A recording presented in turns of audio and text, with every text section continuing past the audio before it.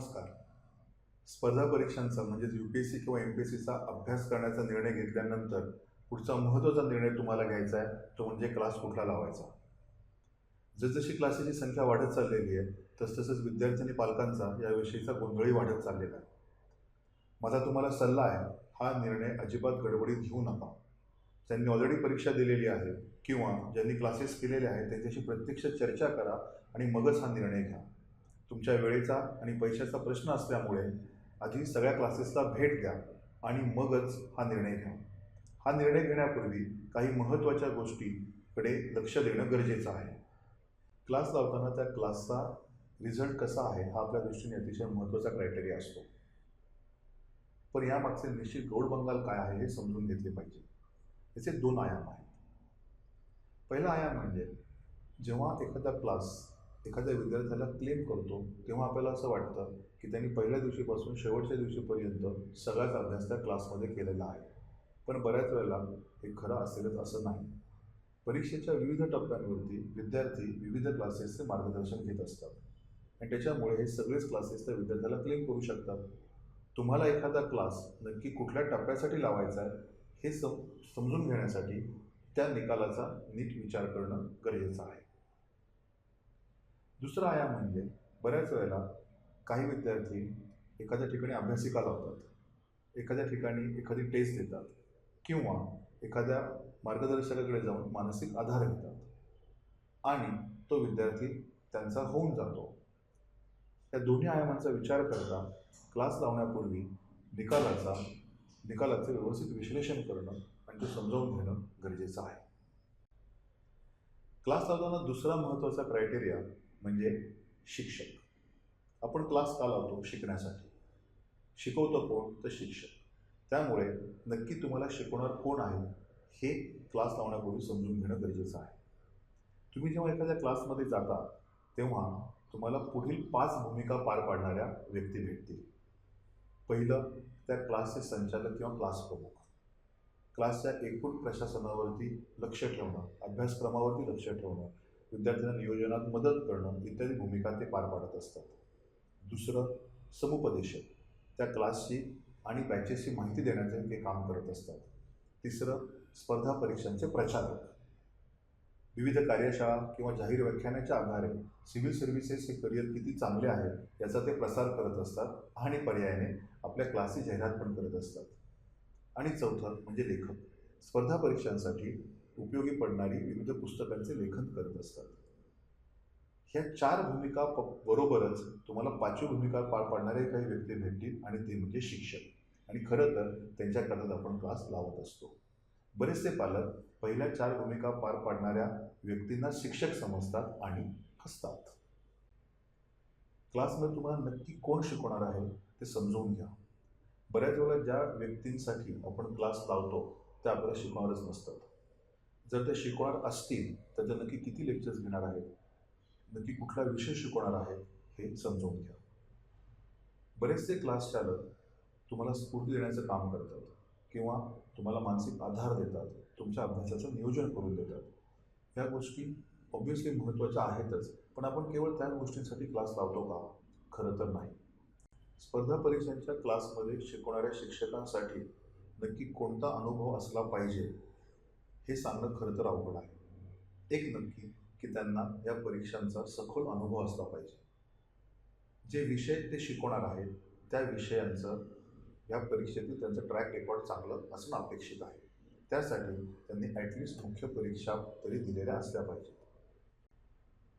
जी व्यक्ती कधी प्रिलिम्सच पास झाली नाही आहे अशी व्यक्ती तुम्हाला फॅकल्टी म्हणून चालेल का?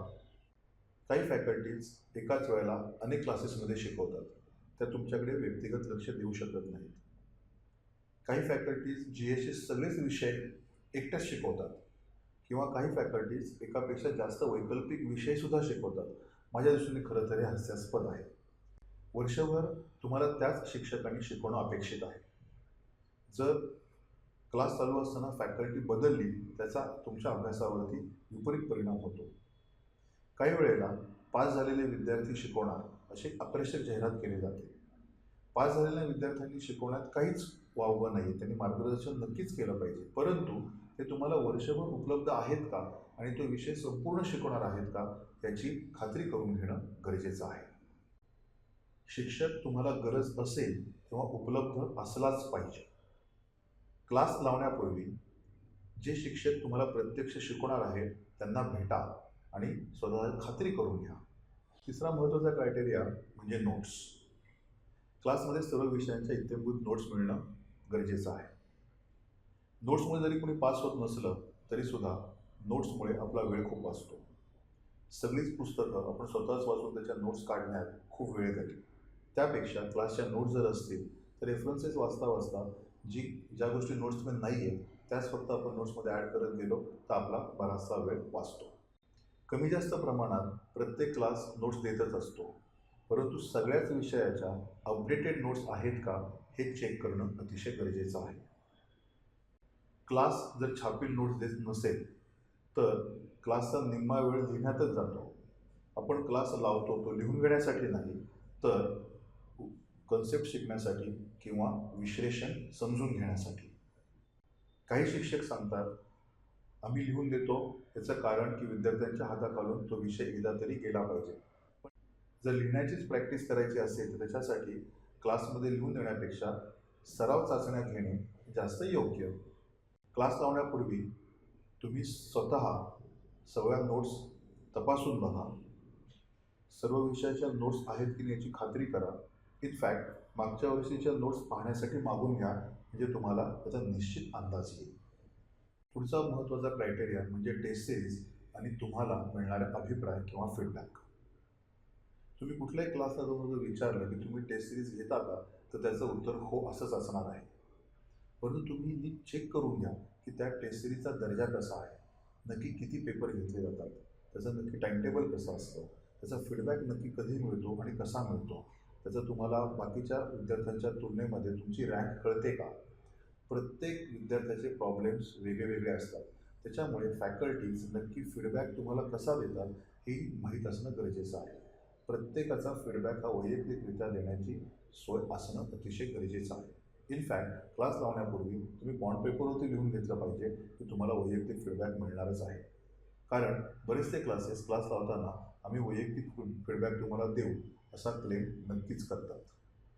एखाद्या वेळेला कालांतराने तुमच्या लक्षात आलं की क्लासला आपली चूक झाली तर तुम्ही चक्क तो क्लास सोडून द्या. जर दुसरे क्लास लावणं शक्य नसेल तरी दुसरे टेस्ट सिरीज मात्र निश्चित लावा. लक्षात ठेवा, ही स्पर्धा परीक्षा आहे आणि स्पर्धा परीक्षांमध्ये इतरांच्या तुलनेमध्ये तुम्ही नक्की कुठे आहात हे समजणं गरजेचं आहे आणि त्याच्यासाठी टेस्ट सिरीज महत्त्वाच्या असतात. आज प्रत्यक्ष किंवा विविध ऑनलाईन विकल्प याच्यासाठी उपलब्ध आहेत. त्यामुळे क्लास लावा अगर लावू नका, परंतु टेस्ट सिरीज लावणं मात्र अतिशय गरजेचं आहे. जर क्लासची टेस्ट सिरीज चांगली असेल तर तुमचं निम्मं काम झालं असं समजा. पाचवा महत्त्वाचा क्रायटेरिया म्हणजे वेळापत्रक. नुसते शिक्षक, नोट्स किंवा टेस्ट सिरीज चांगला असून भागत नाही, तर अजून एका गोष्टीची गरज आहे, ती म्हणजे योग्य वेळापत्रकाची. एखादा क्लास लावण्यापूर्वी त्याच क्लासच्या मागील वर्षीच्या विद्यार्थ्यांकडून काही बाबींची शहानिशा करायला विसरू नका. उदाहरणार्थ, बॅच वेळेवर संपते का, संपूर्ण अभ्यासक्रम शिकवला जातो का, प्रत्येक विषयाला न्याय दिला जातो का, प्रत्येक विषयाच्या वेळेवर टेस्ट होतात का, लेक्चरर वेळेवर येतात का, संपूर्ण बॅच किती तासांची आहे, एखादा विषय शिकवायला सुरुवात झाल्यानंतर तो संपेपर्यंत तोच विषय शिकवला जातो की तो मध्येच सोडून वेगळाच कुठला तरी विषय घेतला जातो आणि मग त्या उरल्या भागाकडे दुर्लक्ष होतं, इत्यादी इत्यादी. एखाद्या क्लासमध्ये एखादी बॅच लावण्यापूर्वी त्या बॅचचे टाईमटेबल मागच्या वर्षी व्यवस्थित पार पाडले आहे की नाही याची खातरजमा केल्याशिवाय ॲडमिशन घेऊ नका. पुढचा क्रायटेरिया म्हणजे फी किती आकारावी हे ठरवण्याचा प्रत्येक क्लासला अधिकार आहे, परंतु फी ठरवताना काही क्रायटेरिया असणं अपेक्षित आहे. उदाहरणार्थ, नक्की कोण फॅकल्टी शिकवणार आहेत, किती तास शिकवलं जाणार आहे, किती नोट्स दिल्या जाणार आहेत, किती टेस्ट घेतल्या जाणार आहेत, इत्यादी इत्यादी. एकूण फी कळल्यानंतर इतरही काही बाबी तुम्ही समजून घेणं गरजेचं आहे. उदाहरणार्थ, टॅक्सेस वेगळे घेतले जातात का, एकदा ॲडमिशन घेतल्यानंतर वर्षभरामध्ये इतर कुठल्या फिया भराव्या लागणार आहेत का? एकदा फी भरल्यानंतर रिफंडची काही सोय आहे का? इत्यादी. इनफॅक्ट जेव्हा तुम्ही ॲडमिशन घ्याल तेव्हा फी भरताना त्या फीच्या बदल्यात तुम्हाला नक्की काय मिळणार आहे हे क्लासकडनं लिहूनच घ्या. या 6 गोष्टींची खातरजमा करून घेतल्यावर खरं तर कुठला क्लास लावायचा या निर्णयापर्यंत तुम्ही येऊ शकता. पण अजूनही तुमची जर खात्री होत नसेल तर तुम्ही निश्चित एखादं डेमो लेक्चर अटेंड करा. लक्षात ठेवा, डेमो लेक्चर अटेंड करणं हा तुमचा अधिकार आहे. डेमो लेक्चर अटेंड केल्यानंतर तुमची खात्री झाली की हाच क्लास तुमच्याकरता योग्य आहे, तरच तुम्ही तिथे ॲडमिशन घ्या. क्लास किती जुना आहे, त्या क्लासच्या किती शाखा आहेत, त्या क्लासची जाहिरात किती आहे, त्या क्लासकडे किती विद्यार्थी आहेत, यापेक्षा त्या क्लासविषयी मागील वर्षीच्या विद्यार्थ्यांचं मत काय आहे हा प्रश्न जास्त महत्त्वाचा. कालपरत्वे क्लास, संस्था किंवा संचालक यांची एक विशिष्ट इमेज तयार होते. संस्था किंवा संचालक प्रशासनामध्ये मराठी टक्का वाढवणं, NGOच्या माध्यमातून समाज प्रबोधन करणं, युवकांचे व्यक्तिमत्व विकसन करणं अशी व्यापक ध्येय डोळ्यासमोर ठेवतात. ही ध्येय महत्त्वाचीच आहेत, परंतु स्पर्धा परीक्षांचा क्लास हे त्याचे माध्यम होऊ शकत नाही. या 2 गोष्टी वेगळ्या आहेत. तुम्ही क्लास लावत आहात, एखाद्या सामाजिक चळवळीत सहभागी होत नाही आहात याचे भान ठेवा. या क्षणी अभ्यास करून पास होणे आणि त्यासाठी योग्य मार्गदर्शन घेणे हे तुमच्यासाठी महत्त्वाचं आहे. क्लास लावण्याचा तुमचा निर्णय त्यामुळे पूर्णपणे व्यावसायिक असावा, जेणेकरून तुमच्या आयुष्यातील 2 वर्षे आणि तुमच्या पालकांचे पैसे वाया जाऊ नयेत. या मुद्द्यांचा न कंटाळता पाठपुरावा करून तुम्ही योग्य निर्णय घ्याल याविषयी मला खात्री आहे. तुमच्या प्रतिक्रिया मला वाचायला आवडतील. admin@upscmantra.com वर तुम्ही मला मेल करा. अधिक माहितीसाठी आमची वेबसाईट upscmantra.com ला भेट द्या. All the best. Thank you.